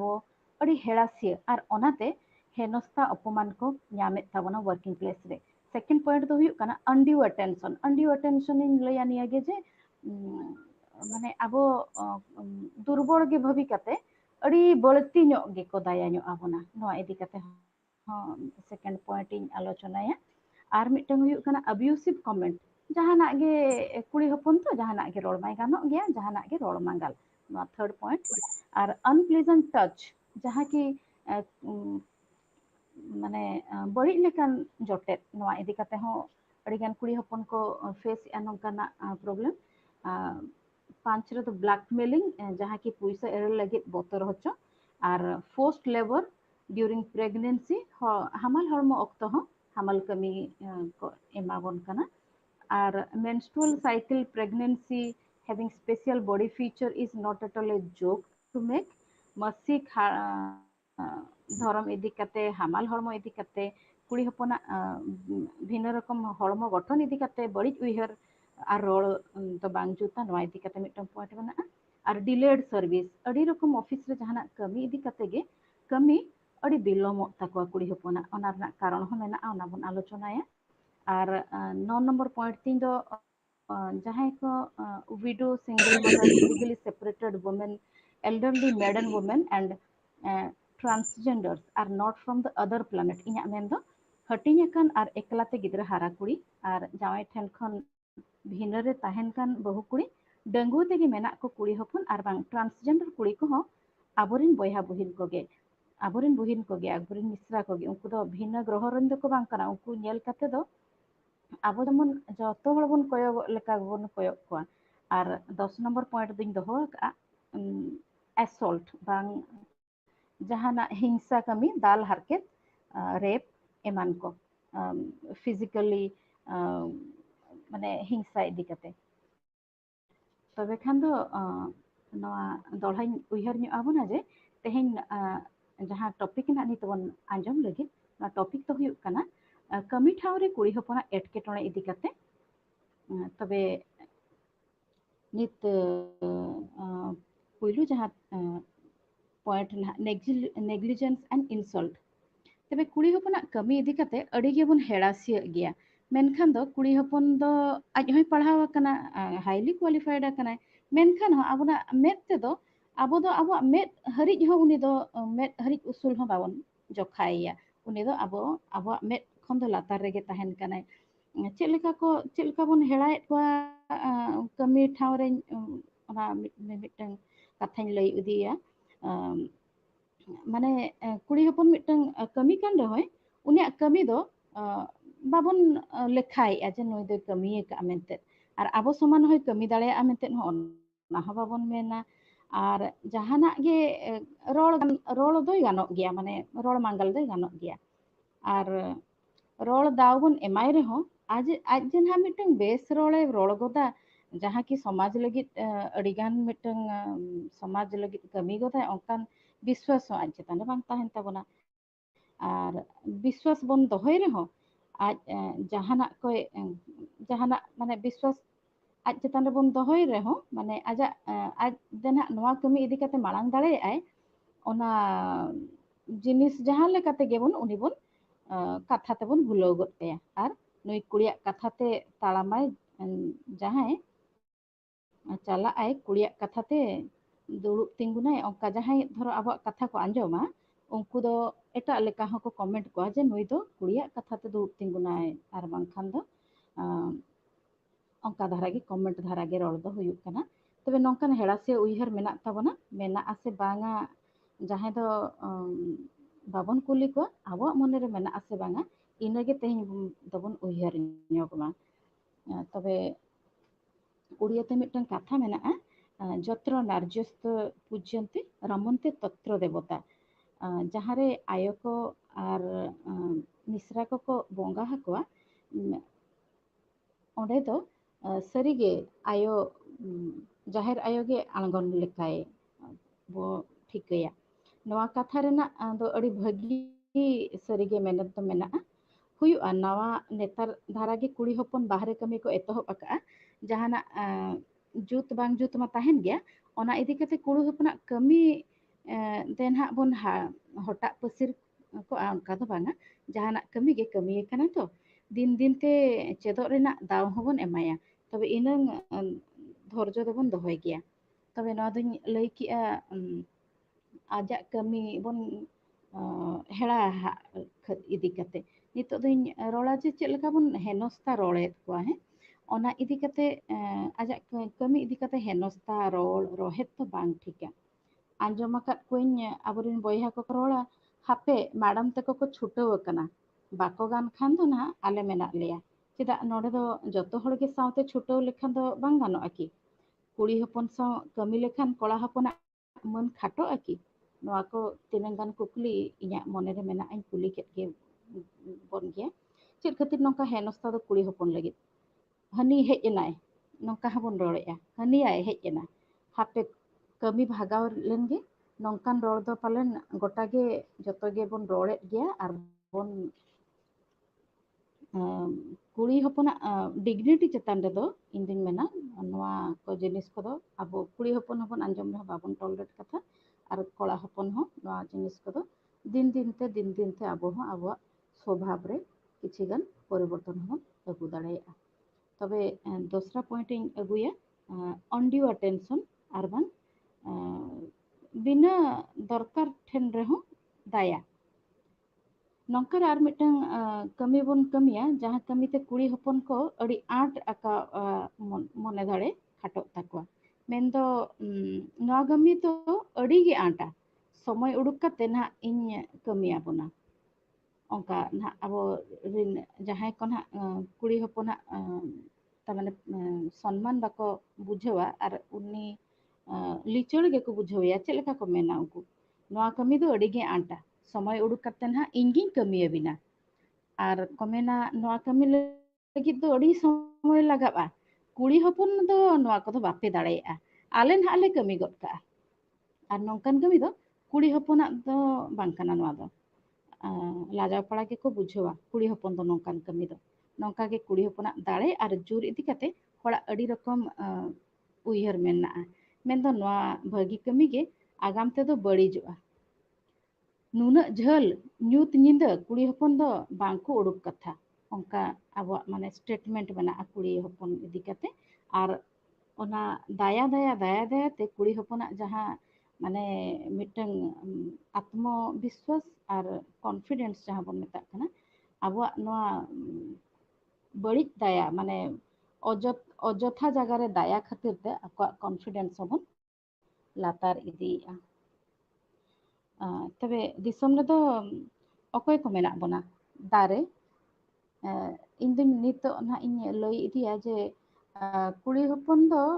अकोय को इदी कते बोतर रेना मेना दिसम रे चेद चेद को मेना ओंकान दो कुड़ी हपन बोतर लेकान दो जहां को कि कोड़ा हपन ना निहाती गे दाया दरकार गोड़ो दो निहाती गे दरकार कुड़ी कोड़ा माने गड़ी ना बारिया चाका लेका निहाती गोड़ो गपड़ दो मेना गया बांखान दो संसार बांग चलू एनखान दो दाया दो बांगा ओनागिन मेन चेद खातिर कुड़ी हपन मिटंग बोतर दरकार ओना रना कारण इन बइन मयामेआ नवा दिसम रे चेद को मेना दारे मेना धीरे मेना चेणे को मेना को जंतु को मेना को आर मनमी मेना बना तबे खान दो धीरे दारे आको आको ठाव रे तको ताहेना जंतुक माने तार मा शहर बाजार मा बाको हिजुक कना तखन दो भूत जुगनी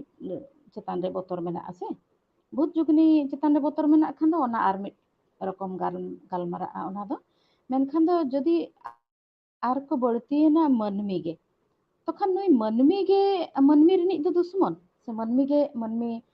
खातिर दो बैरी चेद खातिर मिटंग कुड़ी हपन मिटंग कोड़ा हपन दो बोतर रेना कारण दो मेना नवा इदी कते दो निहाती अब उयहर बन पाकोड़ा तखन दो कुड़ी हपना दाड़े जुर इदी कते दो जतो होड़ गे नित हरि गे माने ठीक उयहर दो बाबन केटेज अकात ताबोना नित हरि गे देन हा कुड़ी हपनिन दाया ᱧᱚᱜ-ᱟᱭᱟ ओना उयहर गे ताबोन मेना इᱧा मेन दो गोड़ो सपोहत मिड रकम जिनिस कना आर कुड़ी हपना दाड़े इदी करे संदेह दोहो कते उनी गोड़ोवाय आर मिड रकम जिनिस कना और नवा जहाना undue attention ना undue attention रना आर मिटन जिनिस तो हुयुक कना मिट हर नौका गे undue attention एम ते कुड़ी हपना तो मिटन दाले होय कमा और बई बई ते उनिया ओना दुर्बल मने जीवी रेना फायदा होय हातावा प्रथम दो आर हो इना इना तेगे उनी कुड़ी हपना जतो कमी करावाय आर हो बई बई ते दो आजा तामाने चेत आजा प्राइवेट जिनिस जहाँ संपत्ति जहाँ ओना को चेतान रे हो आजा माने बड़ी उयहर डेवलप धीरे धीरे इना परे दुñ हजुआ जहाँ अब्यूसिव कमेंट्स इदी कते जहाना कार्य क्षेत्र रे जहाना गे को रोल मांगाले बोना कुड़ी हपन दो जहाँ रे गेम कमी के रोल आंजुम लगी दो मेन इन पाले भेगार ते आर मिटे लुतुर खोंजा लाठा तेगे हुया बना चेदा से कुड़ी हपना कमी इदी कते दो हड़ को दो अड़ी लेकान मेन रोल मेना बेस कमी लेखान दो को मेना इनागे बाड़ाया और बाय कमी लेखान को लैया चेदे बाड़ाया रोल खाने ले मेना को मोचा गया और बाय रोल खाने को मेना गौरव गया बड़ी को बाय कुसिया खान को मेना अड़ी धमकाय जतो साहाव खान दया नुया दो एंते चेद मेना ओड़ा खन को गड़वाई खान दो को मेताया आजा पुइसे ते को चोड़ा खाना तो ओनाते जतो हर को गड़वाई खाना ओड़ा खन बाको गड़वाई खान दो को मेना को नुई ओड़ा रे नुई दो ओड़ा रे हो बाको कुसियाया आर हो नोका के अड्डी रकम अड्डी लेका जहां के जहां लेका रोल सना के दिया ओंका के और हड़मो इदी कते अड्डी रकम नोआ दो जतो हड़ के बन फेस सका मिटन कुड़ी उसूलाय फेडाय बांखाने मोटा हाय ओना इदी कते अड्डी रकम एडजेक्टिव एम कते हको रोड़े बोना वर्किंग प्लेस रे और नोआ कदो सरीगे जहां फेस सका उनी बाड़ाय ए जहां बाय फेस सका खान मा सरीगे अड्डी भाग्यवान बोयहा तब उनी दो तालाम इदी कते हो तालाम इदी कते रोड इदी कते कोयो इदी कते अड़ी रकम कथा आजा मने जीवी खाटो लेका कथा रोड़गो कना वर्किंग प्लेस रे तापरे अनप्लेजेंट टच जहाँ किन में बड़ी जटेट अब कमी ठाव रे 6 खन 8 घंटा बन ताहेन कना आर मिमिट हड़ा जॉब डिमांड इदी कते दो पाले डी मेना आर हो घड़ी ᱧᱚᱜ गे को ताहेन कना तबे ओना समय अक्तो रे अड़ी रकम कमी कना कमी जखन मा कमी कान गया आर हो ओना टाइम इदी कते मिमिट धाव दो जम न्यू हो हुयुक कना रोड रोपड़ हो हुयुक कना थुती गालमाराव हो हुयुक कना एने सेरेñ हो हुयुक कान गया और हुयुक लगती हो कान गया चेदा से मिठन कमी हुयुक कना मेनते जे देना अब रोल लादा बन गिया ओंका मा बांगा मेनखान दो नोआ को किछिगान नोंकान कमी हुयु ऑक्तो गे किछिगान बड़ी उयहर हड़ मेनखान दो एटा उयहर हड़ दो नोआ को दो अड़ी सोनेर ऑक्तो मेनते को न्यामा नोआ समय रे दो कुड़ी जहां ना एम्प्लॉइज वुमेन एम्प्लॉइज उनको अड़ी फ्री धारा को रोड़ा फ्री धारा को मूवमेंटा ओना टाइम दो नुकु सुवर्ण सुजोग हताव कते ती जटेत जटेत तेगे आर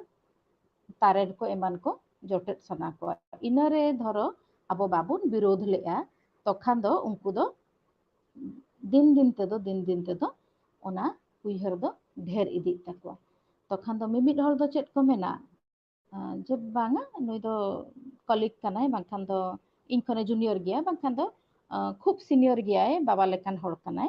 नोआ को इदी कते अब चेत ओना इदी कते दो साइलेंट बन ताहेना सही तो अब तो भाई को मेना गे को गेता बना ती को जटे बता बना अब निजे ओड़ा रे हो तो कोड़ा गिद्रा मेना को ओना इदी कते अब नोआ इदी कते सीरियस धरो बाबो रोल बाड़ाया तो खान दो नोआ दो दिन तो जस्ती इदी कान गया और जस्ती कते दो अड़ी सांघातिक स्टेप सेन हो चलावा कना मेनते बन नियल गया तो खान दो इना परे परे इनागे निया इदी कते दुनी लैया जे कुड़ी हपना हड़मो दो कड़ा हपन लेका दो बांगा नवा दो अड़ी सेंसिटिव कुड़ी हपना हड़मो दो मेनखान दो झपनी नड़ी लाज कुड़ी लेता लता लेकाना जहाँ लेकाना नौकान बड़ी जटेत तेदो ओना दो ओनागिन मेन झपनी नड़ी जहाँ लेका जटेत लेखान गे ओना दो जपीदाय onka ge kuri hopona hormo do koyok tege lajak hormo ar jotet tege gosok hormo onateñ menea noa working place re noa ko jinis to huyuk kan ge ar menma noa discussion alochona rena karon ma noa ge je noy noa ko huyuk kana ar noa ko jinis to kuri hopon do noa do tis reho bako ग्रहण दाड़ियाक काना are नोआ को गे आबोरेन बयहा को बहिन को ठेन इᱧᱟᱜ ᱫᱚ लई दो तापरे आर मिदुं पॉइंट ना ब्लैकमेलिंग आर बांग पुइसा अरेल लगित बोतर होचो अड़ीगान नोंका गे दिन दिन दिन दिन कमी इदी तेगे किछि हड़ साला बन सगैयोक काना बयहा हिसाबेन गाते कोड़ा हिसाबेन नोंका सगै सगै तेगे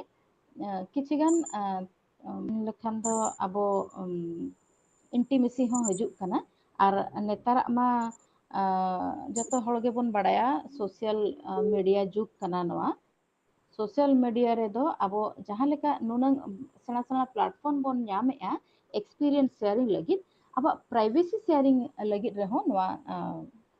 सोशल मीडिया रेना अड़ी गान गे सुविधा ᱧᱟᱢᱚᱜ ᱠᱟᱱᱟ मिमित धाव दो चेक लेका नोआ प्राइवेट डॉक्यूमेंट बांग प्राइवेट फोटो को इदी कते हो अड़ी गान एटकेटोणे हुयुक काना आर ओना इदी कते ब्लैकमेलिंग हो वर्किंग प्लेस रे हुयुक काना जहाँ की अब कुड़ी हपना आर मिटन एटकेटोणे रे चलाक काना नोआ कोदो ललई हो बांग गानोक काना आर साहाव ते हो बांग गान काना मेनखान दो नोआ दो मिटन मेंटल शॉक लेका तेगे चलाक काना तापरे आर मिटन पॉइंट इन चलाक कान ताबो फोर्स्ड लेबर ड्यूरिंग प्रेगनेंसी हामाल हड़मो अक्तो रे हो हामाल कमी अब प्राय नितो मा जतो हड़ गे जतो डिपार्टमेंट रे गे 6 मंथ रेना छुट्टी ᱧᱟᱢᱚᱜ ᱠᱟᱱᱟ ᱱᱚᱣᱟ ᱤᱫᱤ ᱠᱟᱛᱮ मेनखान दो 6 मंथ रेना छुट्टी दो नुन मारांग दायित्व कमी लगी दो अड़ी के खाटो गया चेदा से पे चांदो नोते एहब रे हो पे चांदो एटकेटोणे गया जनु रे ठीक बांग ताहेना एनर्जी लेवल अड़ीगान कमोआ आहेट को इदी कते हो समस्या ताहेना आर पे चांदो जहां मन तहा मिटन कमी बोन कमी इदी गे रहो मुचाद पे चांदो दो एक्चुअली कुड़ी हपन लगी दो अड़ी जोर गे एटकेटोणे चेदा से हड़मो रेना दाड़े कम इदिया नोते गिद्रे हारा इदिया आर हड़मो हो बै बैते अड़ी लगन तेगे हामाल इदिया आर नोआ समय रे अड़ी ज्ञान दुर्बल बुझा साहेद इदी हो अड़ी कष्ट गे बुझा आर जहाना कमी हो सरीगे बांग साना मेनखान दो 6 मास छुट्टी मेना नोते खन इदी लेखान दो हानते गिद्रे हुई परे चेक लेकाते आर हो 6 मास बोन ताहेना मेनखान दो जतो हड़ गे को एडवाइस बोना जे बांगा गिद्रे हुई परे गिद्रे साला गे 6 मास ताहेन दरकार नाते दो कई चुलुंग कष्ट ᱧᱚᱜ कते कमी पुरौ का मे गिद्रे हुयुग हरि तो ओना इदी कते आबो जहां 2-3 मास अड़ी कष्ट दिन जहां ताहेना ओना दो वर्किंग प्लेस रेगे बोन स्पेंडा मेनखान दो इना दिन हो आबो लगी माने अकोय सिंपैथी हो बांग हजुआ जे बांगा नोआ इदी कते दो निहाती आबो मिटन कुड़ी हपन बोन गड़ो आया आकोआ रोड दो हुयुग कना धर्मा मा इनंग गे इदियाय आर चेत इनंग बाय कमिया नोआ दो एक्चुअली आबो जतो हड़ा बुझाव लगती kana je noa do aj sumunga do bang kana noa do sirjoniya niyam idi kate aj mitang kami daitwa kana ar noa kami hoy aj e kami giya noa do abo ar jahay bon chestai reho noa kami do abo ajak do babon kami dareya तखन दो नॉय नोआ इदी कते नोआ हामाल हड़मो जखज हो अड़ीगान एटकेटोणे हुयुआ अड़ीगान road आंजम हो हुया are office करे जदि जहां हेड को ताहेना उनको बाको बुझाव खान मा आर हो कमी रेना एटकेटोणे माने आर हो डबलआ 7 नंबर पॉइंट इन रोड़ा menstrual cycle pregnancy special body feature is not a joke to make. মানে কুড়ি হপনাᱜ jahan মাসিক সময় আর হামাল হড়মো সময় আর কুড়ি হপনাᱜ হড়মো ইদি কাতে থুতি রেনাᱜ কাথা দো ওয়ার্ক প্লেস রে বাং হুᱭᱩᱜ ᱠᱟᱛᱷᱟ ᱢᱮᱱᱫᱚ ᱦᱩᱭᱩᱜ ᱠᱟᱱᱟ ᱱᱚᱣᱟ ᱤᱫᱤ ᱠᱟᱛᱮ ᱱᱚᱣᱟ ᱯᱚᱭᱮंᱴ ᱫᱚ ᱰᱤᱥᱠᱟᱥᱮᱱ ᱱᱟᱹᱧ ᱡᱮ ᱠᱩᱲᱤ ᱦᱚᱯᱚᱱ ᱟᱨ ᱠᱚᱲᱟ ᱦᱚᱯᱚᱱ ᱪᱮᱫ ᱞᱮᱠᱟ ᱢᱤᱫᱴᱟᱝ ᱢᱟᱱᱮ ᱥᱚᱝᱥᱟᱨ ᱪᱚᱠᱚᱨᱤᱱ ᱵᱟᱨᱭᱟ ᱪᱟᱠᱟ ᱞᱮᱠᱟ ᱢᱤᱫᱴᱟᱝ ᱵᱟᱝᱛᱮ ᱟᱨ ᱢᱤᱫᱴᱟᱝ ᱫᱚ ᱢᱤᱫᱴᱟᱝ ᱪᱟᱠᱟ ᱛᱮᱫᱚ ᱥᱚᱝᱥᱟᱨ ᱫᱚ ᱵᱟᱭ ᱫᱟᱹᱲᱟ ᱢᱮᱱᱠᱷᱟन ᱫᱚ ᱟᱵᱚ ᱱᱚᱝᱠᱟ ᱜᱮ ᱟᱵᱚᱣᱟᱜ ᱯᱷᱤজিওᱞᱚᱡᱤᱠᱟᱞ ᱥᱴᱨᱟᱠচার ᱱᱚᱝᱠᱟᱱᱟ ᱡᱮ ᱟᱵᱚ ᱯᱚᱨᱚᱥᱯᱚᱨ ᱴᱷᱮᱱ ᱠᱷᱚᱱ ᱵᱚᱱ ᱤᱭᱟ ᱟᱨ ᱱᱚᱣᱟ ᱵᱷᱤᱱᱟᱹ ᱨᱮᱱᱟᱜ ᱦᱚᱸ ᱢᱤᱫᱴᱟᱝ ᱠᱩᱲᱤ ᱦᱚᱯᱚᱱᱟᱜ ᱦᱚᱲᱢᱚ ᱠᱚᱲᱟ ᱦᱚᱯᱚᱱᱟᱜ ᱦᱚᱲᱢᱚ ᱠᱷᱚᱱ ᱵᱷᱤᱱᱟᱹ ᱨᱮᱱᱟᱜ ᱦᱚᱸ ᱠᱟᱨᱚᱱ ᱢᱮᱱᱟᱜᱼᱟ ᱪᱮᱫᱟᱜ ᱥᱮ ᱠᱩᱲᱤ ᱦᱚᱯᱚᱱ ᱫᱚ ᱢᱤᱫᱴᱟᱝ ᱥᱚᱝᱥᱟᱨ ᱥᱤᱨᱡᱚᱱᱤᱭᱟᱹ ᱨᱤᱱᱤᱡ ᱢᱤᱫᱴᱟᱝ ᱯᱟᱴ ᱠᱟᱱᱟᱭ ᱩᱱᱤ ᱚᱱᱟ ᱤᱫᱤ ᱠᱟᱛᱮ ᱠᱩᱲᱤ ᱦᱚᱯᱚᱱ ᱤᱫᱤ ᱠᱟᱛᱮ ᱥᱚᱝᱥᱟर ᱪᱟᱹᱞᱩ ᱟᱠᱟᱱᱟ ᱛᱚᱵᱮ ᱟᱵᱚᱨᱮᱱ ᱡᱟᱦᱟᱸᱭ ᱛᱤᱱᱟᱹᱜ ᱢᱮᱱᱟᱜ ᱠᱚᱣᱟ ᱵᱟᱹᱵᱩ ᱠᱚ ᱵᱟᱵᱟ ᱠᱚ ᱵᱮᱴᱟ ᱠᱚ ᱟᱨ ᱵᱚᱭᱦᱟ ᱠᱚ ᱡᱟᱦᱟᱸᱭ ᱜᱮ ᱱᱚᱣᱟ ᱢᱮᱫ ᱫᱷᱟᱹᱨᱛᱤ ᱨᱮ ᱵᱩᱥᱟᱹᱲ ᱟᱠᱟᱱ ᱛᱟᱵᱚᱣᱟ ᱡᱚᱛᱚ ᱠᱚᱜᱮ ᱟᱭᱳᱣᱟᱜ ᱠᱚᱞᱮ ᱠᱷᱚᱱ ᱜᱮᱵᱚᱱ ᱥᱤᱨᱡᱚᱱ ᱟᱠᱟᱱᱟ ᱟᱨ ᱟᱭᱳᱣᱟᱜ ᱠᱚᱲᱟᱢ ᱠᱚᱞᱮ ᱠᱷᱚᱱ ᱜᱮ ᱛᱚᱣᱟ ᱥᱮᱛᱮᱧ ᱞᱮᱱ ᱛᱮᱵᱚ ᱜᱮᱵᱚᱱ ᱦᱟᱨᱟ ᱵᱩᱨᱩ ᱟᱠᱟᱱᱟ ᱢᱮᱱᱫᱚ ᱚᱸᱰᱮᱱᱟᱜ ᱞᱟᱹᱠᱛᱤ ᱪᱟᱵᱟᱭᱮᱱ ᱠᱷᱚᱱ ᱜᱮ ᱚᱸᱰᱮᱱᱟᱜ ᱠᱟᱛᱷᱟ ᱫᱚᱵᱚᱱ ᱦᱤᱲᱤᱧ ᱠᱮᱜᱼᱟ ᱟᱨ ᱡᱟᱦᱟᱱᱟᱜ ᱵᱟᱝ ᱡᱟᱦᱟᱱᱟᱜ ᱢᱚᱪᱟᱨᱮ ᱦᱮᱡ ᱮᱱ ᱛᱟᱵᱚᱱᱟ ᱚᱱᱟ ᱜᱮᱵᱚᱱ ᱨᱚᱲ ᱤᱫᱤ ᱠᱮᱜᱼᱟ ᱚᱱᱟ ᱨᱚᱲ ᱤᱫᱤ ᱠᱟᱛᱮ ᱜᱮ ᱡᱟᱦᱟᱸ ᱠᱤ ᱢᱮᱱᱥᱴᱨᱩᱣᱟᱞ ᱥᱟᱭᱠᱮᱞ ᱤᱧ ᱞᱟᱹᱭᱟ ᱱᱚᱣᱟ ᱫᱚ ᱠᱩᱲᱤ ᱦᱚᱯᱚᱱᱟᱜ ᱢᱤᱫᱴᱟᱝ ᱯᱨᱚᱰᱟᱠᱴᱤভিটি ᱰᱮᱵᱷᱞᱚᱯᱮᱱᱟ ᱢᱮᱱᱛᱮ ᱟᱵᱚ ᱵᱚᱱ ᱴᱷᱤᱠᱟᱹᱭᱮᱫᱼᱟ ᱱᱚᱣᱟ ᱡᱟᱦᱟᱸᱭ ᱠᱚ ᱳয়ার্কিং প্লেস ᱨᱮ ᱟᱨ ᱵᱟᱝ ᱠᱩᱲᱤ ᱜᱤᱫᱽᱨᱟᱹ ᱠᱚ ᱡᱟᱦᱟᱸᱭ ᱠᱤ ᱛᱟর ᱢᱟᱱᱮ ᱥᱠᱩᱞ ᱠᱚᱞᱮᱡᱽ ᱡᱟᱦᱟᱸᱭ ᱠᱚᱠᱚ ᱪᱟᱞᱟᱜ ᱠᱟᱱᱟ ᱚᱱᱟ ᱦᱚᱸ ᱢᱤᱫᱴᱟᱝ ᱟᱠᱚᱣᱟᱜ ᱳয়ার্কিং ᱯᱮᱨᱤᱯᱷᱮᱨᱤ ᱜᱮ ᱚᱸᱰᱮ ᱦᱚᱸ ᱱᱚᱣᱟ ᱤᱫᱤ ᱠᱟᱛᱮ ᱫᱚ ᱟᱹᱰᱤ ᱨᱚᱠᱚᱢ ᱜᱮ ᱠᱚᱢᱮᱱᱴ ᱟᱨ ᱟᱹᱰᱤ ᱨᱚᱠᱚᱢ ᱜᱮ ᱟᱠᱚ ᱛᱟর ᱢᱟᱱᱮ ᱠᱚᱢᱯᱞᱮক্স ᱠᱚ ᱯᱷᱤᱞ ᱮᱜᱼᱟ ᱱᱚᱣᱟ ᱤᱫᱤ ᱠᱟᱛᱮ ᱫᱚ ᱮᱠᱪᱩᱭᱮᱞᱤ ᱱᱚᱝᱠᱟᱱ ᱩᱭᱦᱟᱹᱨ ᱫᱚ ᱵᱟᱹᱜᱤᱭᱟᱜ ᱠᱟᱛᱷᱟ ᱟᱨ ᱯᱨᱮᱜᱱᱮᱱᱥᱤ ᱤᱫᱤ ᱠᱟᱛᱮ ᱯᱨᱮᱜᱱᱮᱱᱥᱤ ᱴᱟᱭᱤᱢ ᱨᱮ ᱮᱠ ᱨᱮᱛᱚ ᱠᱩᱲᱤ ᱦᱚᱯᱚᱱ ᱟᱹᱰᱤ ᱡᱳᱨ mentally reserve ko tahena ona chetan re arhon abuak nongkan badik uiher ar badik rol noa do ঠিক তো কথা do bang kana আর কুড়ি হপনাক যাহা হড়মো ইদি কাতে হon রড়ক kana ti janga ki bang আর jahan ইদি কাতে noa জিনিস হইন মেনা noa জিনিস হon বই বইতে abo আবা মনে জিবি আর বহক খন noa জিনিস বন আড়গো চাপাত গিরি ka abo তারপরে ডিলেড সার্ভিস মানে জাহানাক কামি ইদি কাতে আডিগান সার্ভিস প্রোভাইডিং রে ডিলে কানা অফিস রেগে জাহানাক কামি মানে বিলমক কানা ইন মেনদো কামি ঠেন আডি লেকান কামি মেনা'a ছুটি স্যাংশন খন এহব কাতে পার সাবমিশন সার্ভিস বুক মেনটেন খন এহব কাতে কোয়ালিফিকেশন এড হুয়ু ডিএ ইনক্রিমেন্ট এমান কো হুয়ু জাহানাক কামি গে লগন হুᱭᱩᱜ ᱨᱮᱱᱟᱜ ᱜᱮ ᱵᱟᱹᱱᱩᱜ ᱟᱱᱟ ᱠᱩᱲᱤ ᱦᱚᱯᱚᱱᱟᱜ ᱫᱚ ᱪᱮᱫᱟᱜ ᱥᱮ ᱠᱚᱲᱟ ᱦᱚᱯᱚᱱ ᱫᱚ ᱫᱩᱲᱩᱵ ᱠᱟᱛᱮ ᱠᱚ ᱚᱱᱟ ᱫᱚᱠᱚ ᱠᱟᱹᱢᱤ ᱦᱚᱪᱚᱭᱟ ᱯᱨᱟᱭ ᱚᱯᱷᱤᱥᱟᱨ ᱠᱚᱴᱷᱮᱱ ᱠᱤ ᱟᱨ ᱡᱟᱦᱟᱸᱭ ᱠᱚᱴᱷᱮᱱ ᱠᱩᱲᱤ ᱦᱚᱯᱚᱱ ᱫᱚ ᱚᱱᱟ ᱚᱯᱷᱤᱥ ᱠᱟᱹᱢᱤ ᱵᱟᱫᱮ ᱚᱲᱟᱜ ᱨᱩᱣᱟᱹᱲ ᱜᱮᱠᱚ ᱩᱭᱦᱟᱹᱨᱟ ᱟᱨ ᱚᱸᱰᱮ ᱜᱷᱚᱱᱴᱟ ᱜᱷᱚᱱᱴᱟ ᱪᱟ ᱧᱩ ᱟᱨ ᱵᱟᱝᱠᱷᱟᱱ ᱜᱟᱞᱢᱟᱨᱟᱣ ᱱᱚᱣᱟ ᱠᱟᱹᱢᱤ ᱠᱚᱫᱚ ᱠᱩᱲᱤ ᱦᱚᱯᱚᱱ ᱫᱚ ᱵᱟᱠᱚ ᱫᱟᱲᱮᱭᱟᱜᱼᱟ ᱚᱱᱟ ᱵᱟᱠᱚ ᱫᱟᱲᱮᱭᱟᱜᱼᱟ ᱯᱤᱭᱚᱱ ᱠᱚ ᱥᱟᱞᱟᱜ ᱠᱤ ᱟᱨ ᱡᱟᱦᱟᱸᱭ ᱠᱚᱞᱤᱜ ᱠᱚ ᱥᱟᱞᱟᱜ ᱚᱱᱟ ᱜᱷᱚᱱᱴᱟ ᱜᱷᱚᱱᱴᱟ ᱫᱩᱲᱩᱵ ᱠᱟᱛᱮ ᱡᱟᱦᱟᱸ ᱢᱤᱫᱴᱟᱝ ᱠᱟᱹᱢᱤ ᱵᱚᱱ ᱠᱚᱨᱟᱣ ᱤᱫᱤᱭᱟ ᱛᱮᱦᱮᱧ ᱜᱤᱧ ᱪᱟᱵᱟᱭᱟ ᱚᱱᱟ ᱡᱤᱫ ᱠᱟᱹᱢᱤ ᱫᱚ ᱠᱩᱲᱤ ᱵᱟᱠ ᱫᱟᱲᱮᱭᱟᱜᱼᱟ ᱡᱟᱦᱟᱸ ᱤᱧᱟᱹᱜ ᱱᱚᱣᱟ ᱥᱟর্ভিস বুক ᱠᱟᱹᱢᱤ ᱛᱮᱦᱮᱧ ᱜᱤᱧ ᱪᱟᱵᱟᱭᱟ ᱱᱚᱣᱟ ᱠᱚ ᱱᱚᱰᱮᱧ ᱤᱫᱤᱭᱟ ᱱᱟᱹᱭ ᱚᱯᱷᱤᱥᱟᱨ ᱴᱷᱮᱱ ᱠᱷᱚᱱᱤᱧ ᱥᱤᱜᱱᱮᱪᱟᱨᱟ ব্লক ইᱧ ᱪᱟᱞᱟᱜᱼᱟ ᱠᱤ ডি অফিস ইᱧ ᱪᱟᱞᱟᱜᱼᱟ ᱱᱚᱣᱟ ᱡᱤনিস ᱠᱚ যেহেতু ᱵᱟᱠᱚ ᱫᱟᱲᱮᱭᱟᱜᱼᱟ আর কিছু হড় নᱚᱝᱠᱟ ᱜᱮ অনডিউ অ্যাটেনশন ko mena je ᱤᱧᱤᱧ ᱠᱚᱨᱟᱣ ᱠᱟᱜᱼᱟ ᱚᱱᱟ ᱠᱚᱨᱟᱣ ᱤᱫᱤ ᱠᱟᱛᱮ ᱦᱚᱸ ᱵᱷᱚᱨᱥᱟ ᱛᱟᱦᱮᱱ ᱛᱟᱠᱚᱣᱟ ᱟᱨ ᱵᱷᱚᱨᱥᱟ ᱤᱫᱤ ᱤᱫᱤᱛᱮ ᱩᱱᱤ ᱯᱩᱭᱥᱟᱹᱭ ᱞᱟᱹᱠᱛᱤᱜᱼᱟ ᱟᱨ ᱡᱟᱦᱟᱱᱟᱜ ᱮ ᱞᱟᱹᱠᱛᱤᱜᱼᱟ ᱚᱱᱟ ᱤᱫᱤ ᱠᱟᱛᱮ ᱜᱮ ᱟᱫᱚ ᱟᱹᱰᱤ ᱡᱳᱨ ᱜᱮ ᱵᱤᱞᱚᱢᱚᱜᱼᱟ ᱱᱚᱣᱟ ᱵᱤᱞᱚᱢ ᱨᱮ ᱠᱷᱟᱹᱛᱤᱨ ᱯᱩᱭᱥᱟᱹ ᱦᱚᱸᱭ ᱠᱷᱚᱨᱪᱚᱭᱟ ᱡᱟᱦᱟᱸᱭ ᱥᱟᱞᱟᱜ ᱜᱮ ᱥᱟᱹᱜᱟᱹᱭ ᱦᱚᱸᱭ ᱡᱚᱲᱟᱣᱟ ᱡᱮ ᱵᱟᱝᱟ ᱱᱚᱣᱟ ᱠᱟᱹᱢᱤ ᱠᱚᱨᱟᱣ ᱠᱮᱫ ᱛᱤᱧ ᱵᱤᱱ ᱢᱮᱱᱠᱷᱟᱱ ᱫᱚ ᱠᱤᱪᱷᱤ ᱜᱟᱱ ᱢᱮᱱᱟᱜ ᱠᱚᱣᱟ ᱯᱩᱭᱥᱟᱹ ᱞᱩᱵᱷᱤ ᱠᱤ ᱟᱨ ᱡᱟᱦᱟᱱᱟᱜ ᱢᱤᱫᱴᱟᱝ ᱠᱩᱲᱤ ᱦᱚᱯᱚᱱ ᱪᱮᱛᱟᱱ ᱨᱮ ᱟᱸᱥ ᱤᱫᱤ ᱠᱟᱛᱮ ᱦᱚᱸ ᱱᱚᱣᱟ ᱥᱟর্ভিস ᱰᱤᱞᱮ ᱠᱟᱱ ᱜᱮᱭᱟ ᱟᱨ ᱠᱩᱲᱤ ᱦᱚᱯᱚᱱᱟᱜ ᱟᱹᱰᱤᱜᱟᱱ ᱪᱷᱩᱴᱟᱹᱣ ᱦᱚᱸ ᱠᱤᱪᱷᱤ ᱜᱟᱱ ᱦᱚᱲ ᱵᱟᱝ ᱥᱟᱦᱟᱣ ᱠᱚᱣᱟ ᱩᱱᱠᱩ ᱠᱚ ᱢᱮᱱᱟ ᱱᱩᱭ ᱫᱚ ᱟᱹᱰᱤᱜᱟᱱ ᱱᱚᱣᱟ ᱤᱫᱤ ᱠᱟᱛᱮ ᱵᱟᱰᱟᱭ ᱟᱹᱰᱤᱜᱟᱱᱮ ᱵᱟᱰᱟᱭ ᱫᱚ ᱦᱟᱯᱮ ᱥᱮ ᱪᱮᱫ ᱮ ᱪᱤᱠᱟᱹᱭᱮᱫᱼᱟ ᱱᱚᱣᱟ ᱫᱚ ᱮᱠᱪᱩᱭᱮᱞᱤ ᱤᱧᱟᱹᱜ ᱢᱤᱫᱴᱟᱝ ᱯᱨᱮᱠᱴᱤᱠᱮᱞ ᱯᱨᱚᱵᱞᱮᱢ ᱤᱫᱤ ᱠᱟᱛᱮ ᱦᱚᱸ ᱱᱚᱣᱟ ᱯᱚᱭᱮंᱴ ᱫᱚᱧ ᱫᱚᱦᱚ ᱟᱠᱟᱫᱼᱟ इन्या हो एक्जैक्टली नो सर्विस बुक इदी कते प्रॉब्लम हुई लेना और इन्हो अडिगान पे चांदो पुन चांदो हरि हुई छुटो लेना मेनखान हो बइन दाड़िया ताहन उन जखोज गे अड़ी निजे चेतान रे मिटन इन अड़ी कॉन्फिडेंट इन ताहना मेनखान नोआ सर्विस इदी बुक इदी कते उनंग कॉन्फिडेंस तीन लो लेना इन ऑन ओना उयहर कते गे ना पॉइंट तीन ऑल ले ताहन एक्चुअली इन परे डिस्कशन Mrs. Bharti नो Tudu, number saying point interrupt. हाँ मैडम हाँ कम से समय चाबाई कम गया मैडम नसे लगन खाटो मुचाते हाँ हाँ हाय हाय खाटो नौ योगा नंबर बन पॉइंट 10 नंबर पॉइंट में तिया कम कम गया हाँ हाँ विडो सिंगल मदर और लीगली सेपरेटेड वुमेन एल्डरली जहां मेना को अनमेरिड कुड़ी गिद्रा को तब डेंगू ते जहां मेना को उनको और ट्रांसजेंडर कुड़ी हपन दी काते हो एटा रकम तबन उइहर हजु काना उनको इदी काते दो आबो गाते गाते रे होबन कमेंट बन दोहयया नोआ जिनिस तो एक्चुअली ठीक दो बांग काना हटिन्याकान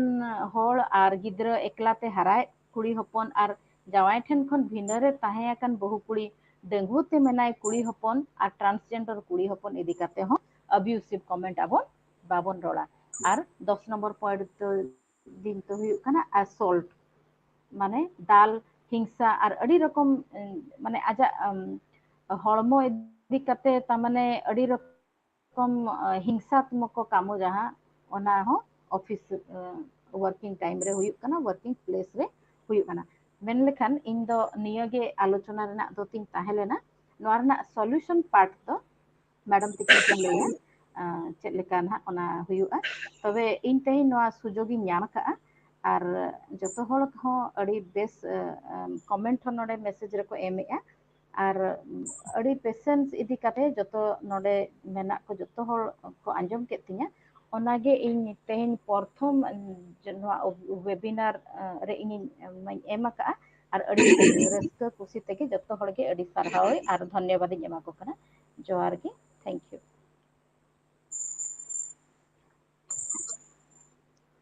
Very sarha Bharti Tudu. Tesre working women. Yes, yago. No ado loi sodor yakin. Yakin. Cheda se order bina कष्ट जदि गोबिन लइया इनका सामना और कष्ट तो भी बाय बुझेगा ओनाते निचरा प्रॉब्लम निचरा जा हरासमेंट प्रॉब्लम जहां को भी फेस या ओना दो रोड लगती कना और ओना खातिर तेगा वेबिनार रे ना टॉपिक दो लेना जे मेल पार्ट्स जहां ऑफिस रे मेना को उनको नो प्रॉब्लम कुड़ी होपन को तिलो होपन को बुझो माको और I hope they will create a healthy and a good environment for these working women. Aditi Sarha Adha, this is Bharti Tudu. Abin Alisate no awareness webinar program में आम हो या esteemed speakers बिना कौन साथे इका उनको सला गलमरा मरांग रे just